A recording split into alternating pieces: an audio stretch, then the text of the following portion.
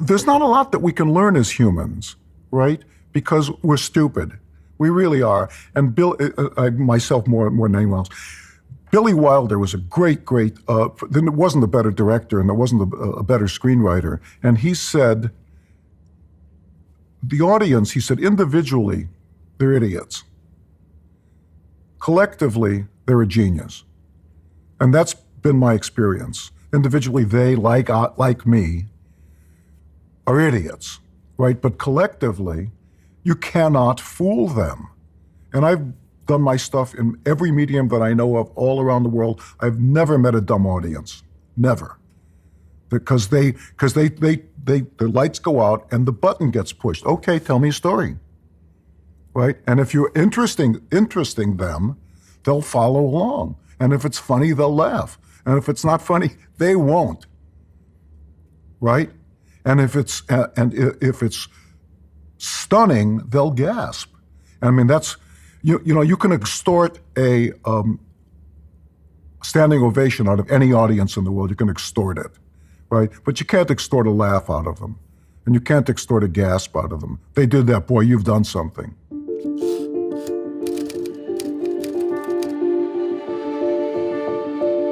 I learned something really important years and years ago. I think we're in the same studio where I shot, Sidney Lumet shot the movie The Verdict with Paul Newman.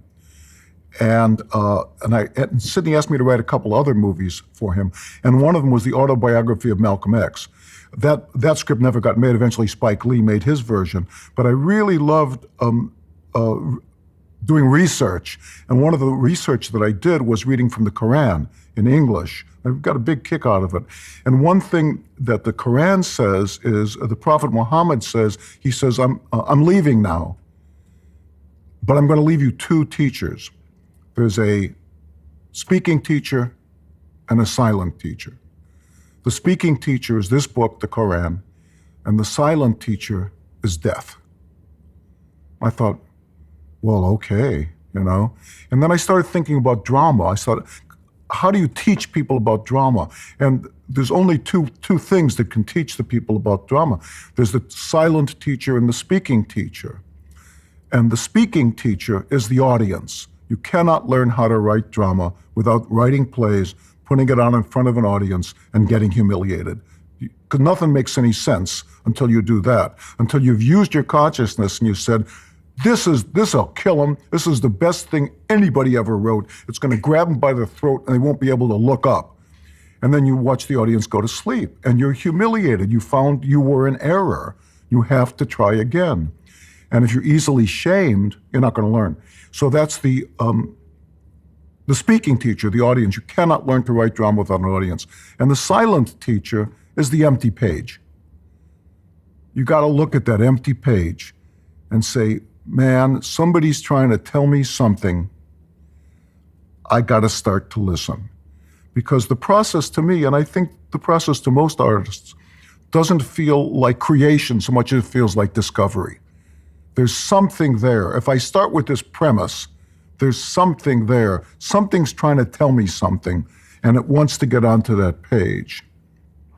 And it's kind of like saying, well, they say, well, can things exist non-verbally? Is that possible? Of course they can, because we've all had the experience of saying, I almost know what the word is, but I don't quite, right? I almost can express this. It exists outside of your mind, right? And trying to become a receptacle for that is to me is the silent teacher.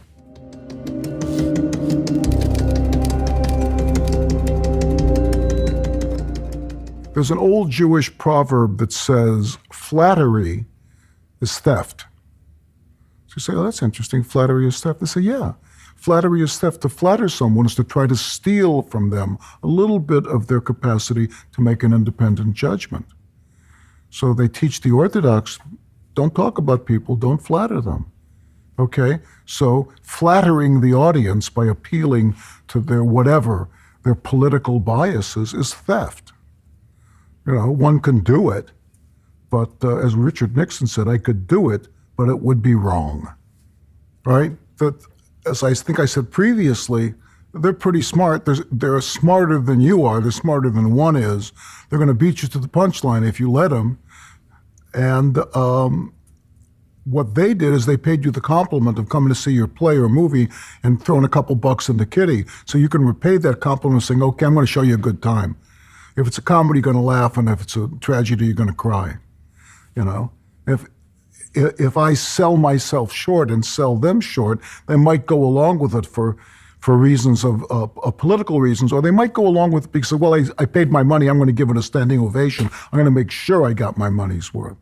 But where's the sport in that?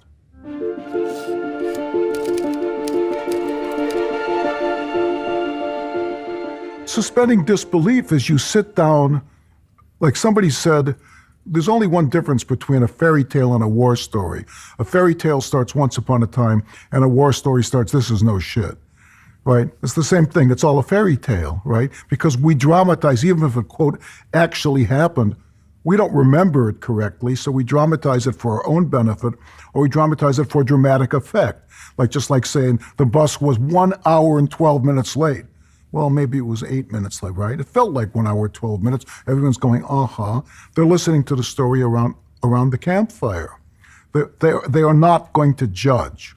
When you listen to the story around the campfire, or when we gossip is just creating dialogue. Millie says to him, blah, blah, blah, and Bob said, bibbidi, bobbidi, boo. Millie comes back and she says, blah, blah, blah. When you're gossiping like that, that's as good as dialogue as anybody else can write, right? Because you're doing it unconsciously for the dramatic effect of narrating not what happened, but the essence of what happened for the benefit of the listener.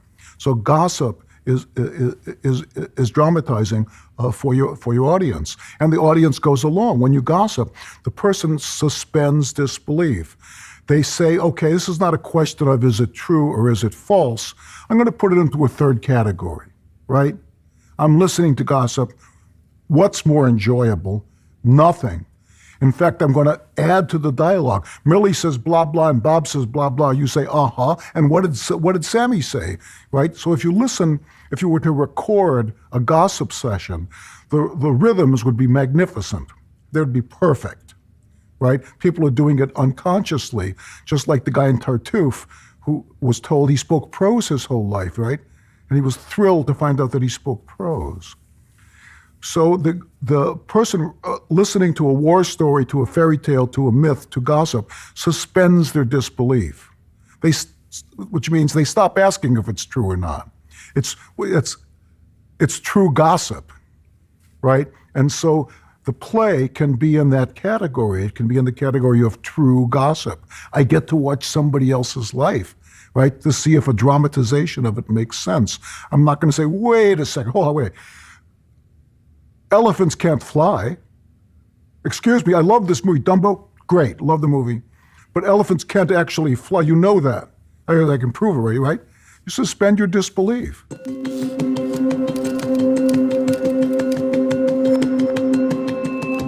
The audience's journey and the hero's journey and the writer's journey are all the same. It's the same thing. They've elected for one evening to have me be their docent, as you will, leading them through the dark wood by telling them a story which they understand correctly as being about themselves. And how do I know it's about themselves? Because it's about me, right? You know, I think it was, I can't remember who, it might have been St. Paul. St. Paul, I think, said, what I am for you frightens me, and what I am with you comforts me.